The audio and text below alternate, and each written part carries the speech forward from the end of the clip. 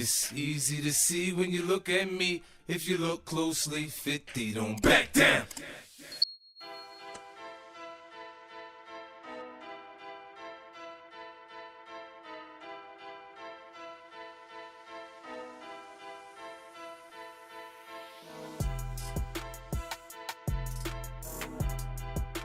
Fifty Cent, c'est le mec qui incarne la rivalité.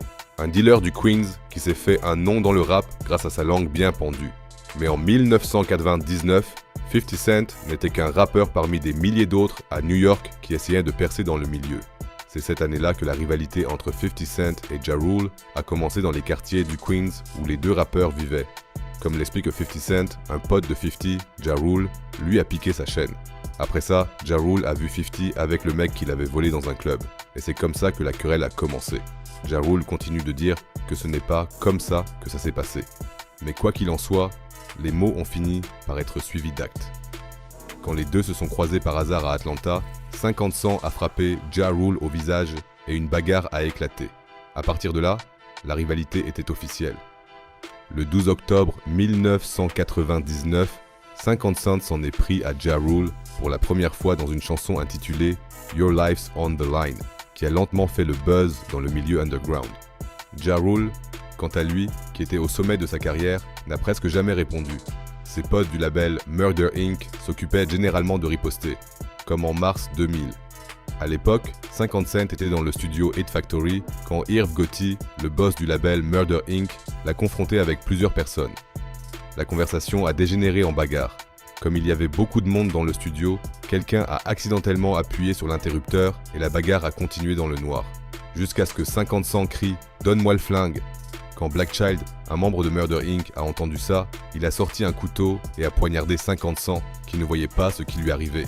50 a attrapé une boîte du studio et l'a lancée sur l'équipe de Murder Inc., qui s'est enfuie du studio. Quelques jours plus tard, Black Child a été arrêté et continue de dire que 50 est responsable. 50, lui, dit qu'il n'a jamais coopéré avec la police. D'après mes recherches, il y a bien eu une déclaration contre Black Child.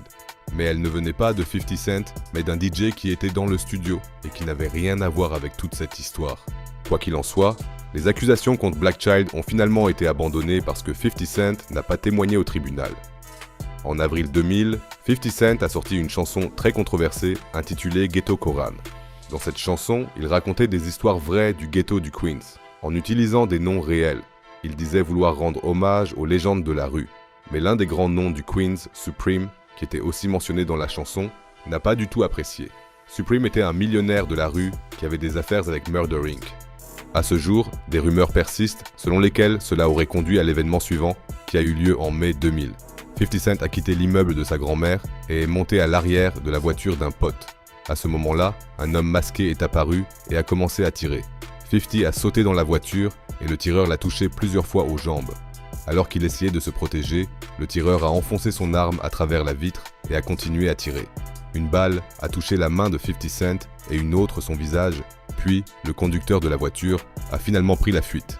Il a été transporté à l'hôpital où les balles ont été retirées du corps de 50 Cent. Le tireur a été abattu 3 semaines plus tard dans une situation qui n'avait rien à voir avec 50 Cent. Après 13 jours, 50 est sorti de l'hôpital et a dû réapprendre à marcher, à écrire et à parler. Il avait maintenant une longue convalescence devant lui, mais comme si cela ne suffisait pas, pour couronner le tout, sa maison de disques l'a laissé tomber. Alors qu'il traversait la pire période de sa vie, Ja Rule était au sommet de sa gloire. Il vendait des millions d'albums, était omniprésent dans les charts et remportait des prix à la chaîne. Ses collaborations avec J-Lo et Ashanti passaient en boucle à la radio. Les gens de ma génération s'en souviennent très bien. Tout le monde avait fait une croix sur 50 Cent jusqu'en 2002.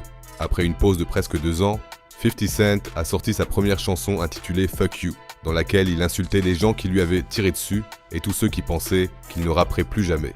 Et il l'a fait à la manière typique de 50 Cent en citant des noms, et la scène new-yorkaise a adoré. Il a lentement reconstruit sa carrière jusqu'à ce qu'une cassette de 50 atterrisse sur le bureau d'Eminem. Il a signé 50 et 50 Cent est devenu le sujet de conversation numéro 1 en ville. Ja Rule, qui avait bien sûr eu vent de ça, a prévenu Eminem que si 50 Cent le critiquait, il s'en prendrait à chacun d'entre eux. Même si Eminem a essayé de dissuader 50 Cent, ce dernier a sorti la chanson Wankster peu après la signature de son contrat, dans laquelle il critique Ja Rule tout au long du morceau sans jamais le nommer. Ja Rule a répondu avec un rap freestyle sur Rap City, dans lequel il a critiqué 50 Cent en le nommant, et est même passé à la radio pour prouver que 50 Cent l'aurait dénoncé à la police après l'agression à l'arme blanche à la Hit Factory. Après ça, 50 Cent en avait marre. Il est allé en studio avec toute son équipe et a enregistré une mixtape où il insultait tout le Murder Inc. La mixtape comprenait des chansons légendaires comme I Smell Pussy, qui défie la mort. Tu dois l'écouter. Malheureusement, je ne peux pas intégrer les chansons pour des raisons juridiques. Désolé.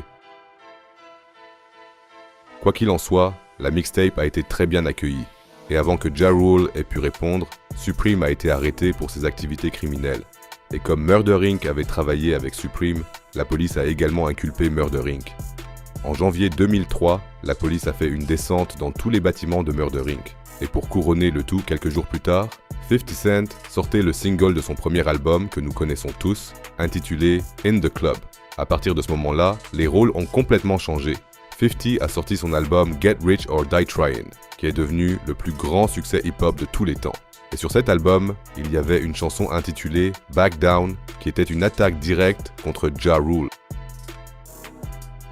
Et pour aggraver encore les choses, 50 Cent a aussi ajouté son ancien morceau Lives on the Line en bonus sur l'album. À partir de ce moment-là, la plupart des gens ont pris le parti de 50 Cent dans cette querelle. Quand Ja Rule s'en est rendu compte, il a commencé à réagir et a sorti plusieurs morceaux dans lesquels il est vraiment allé trop loin. Il s'en est pris à tous ceux qui avaient un lien avec 50 Cent. Même Hailey, la fille d'Eminem, bien sûr ça n'a pas plu aux fans. Eminem a répondu avec plein de chansons et les deux ont continué à s'envoyer des pics pendant des mois.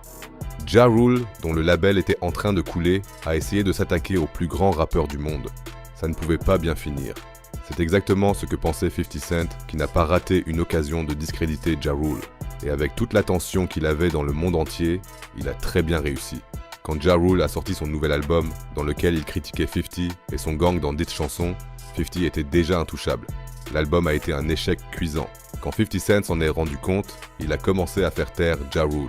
Et sans label derrière lui, Ja Rule ne pouvait rien faire. Quand toutes les charges contre le label Murder Inc. ont été abandonnées en 2005 et que le label a pu redémarrer, il était déjà trop tard. Ils n'ont jamais pu retrouver leur succès d'antan. En 2010, Ja Rule a été emprisonné pour possession d'armes à feu et n'a plus eu de tube depuis sa sortie de prison. La carrière de 50 Cent, en revanche, a été brillante. C'est tout simplement un stratège hors pair. Il y a quelques années, par exemple, il a perdu un procès énorme dans lequel il a dû payer plusieurs millions de dollars d'amende. Qu'a fait 50 ? Il a poursuivi ses avocats et a gagné encore plus d'argent qu'il n'avait dû payer en amende. Et je pense que c'est pour ça qu'il a pu détruire la carrière de Ja Rule. Il a réfléchi de manière très stratégique, tandis que Ja Rule a suivi son cœur. Qu'en penses-tu ? Dis-le-moi dans les commentaires.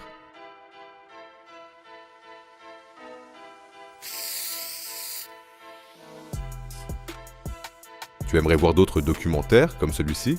Ça représente beaucoup de travail, tu n'as pas idée. Alors montre-moi ton soutien, un like et un commentaire m'aident vraiment.